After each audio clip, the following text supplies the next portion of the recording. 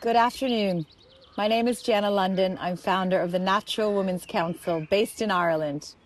We formed our group back in 2022 to lobby against the government when they tried to erase the word woman from the Maternity Protection Acts, to cater to those transgender men who breastfeed or some sort of nonsense. And 2 years later, the government in Ireland tried to erase the word woman, mother and home from our constitution in 2024. But the good people in Ireland voted with a landslide vote of no. 75% voted no, not to erase woman and mother. The woke ideology is collapsing. We see a huge turning of the tide. Just a week ago in England, in the Supreme Court, they ruled that woman is based on biological sex, not how a man feels. A woman is born. A woman is not a costume. So the tide is turning.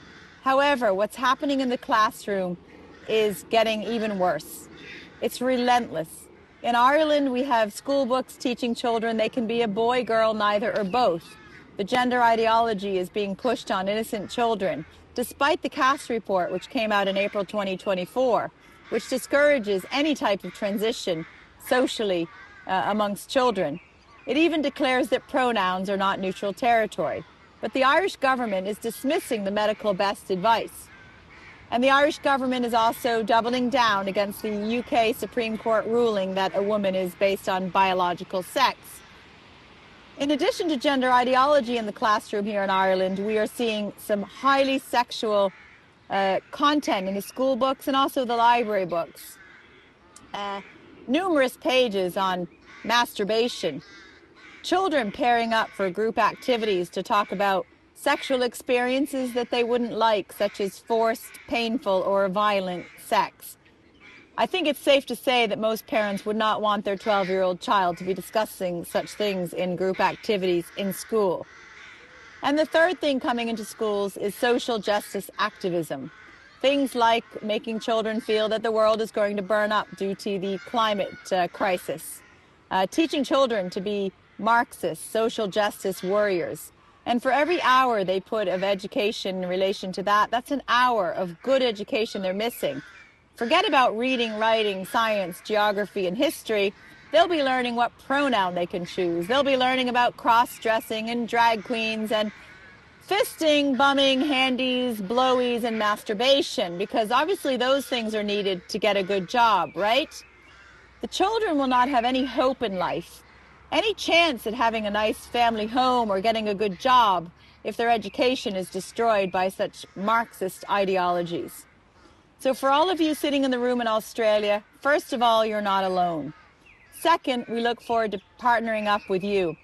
The Natural Women's Council in Ireland has already been in touch with the wonderful people in Australia, Rachel and Angela, who are part of organising the conference, groups in the UK, in Wales, US, Canada, and further afield. So first of all, you're not alone. Second of all, I certainly hope that when you leave this conference that you're sitting in today, that you leave with more than just a few new friends and selfies, but you leave with an inspired feeling and a desire to make a change. Because now that you know what's happening, not taking action won't be an option. It's our obligation as men and women to protect our children from these radical ideologies and this indoctrination and sexualization by people who think that childhood innocence is a threat to sex education.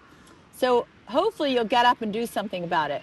And the third thing is to never underestimate the power of one conversation. You don't need to organize a large conference or do a street event or hand out a few thousand leaflets. The power of one conversation can never be underestimated. So whether you're in a queue at the food shop, or you're in the barber shop with your little boy getting the haircut, or maybe at the gate with the other school mommies and daddies, have those conversations. I aim to have 5 a day. And I'm not talking about my 5 servings of fruit and veg. I'm talking about 5 conversations.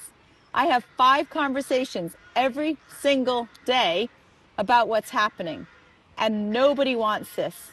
We are not alone. And those 5 people will talk to 5 more who will talk to 5 more. And before you know it, the information will spread to thousands.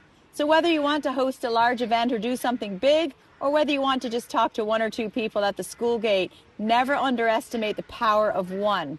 That one conversation. It's our moral obligation to protect our most vulnerable, to protect the future of the world, which is our children. So enjoy your day, ask a lot of questions, make new friends, but most importantly, take action. And I look forward to meeting some of you soon.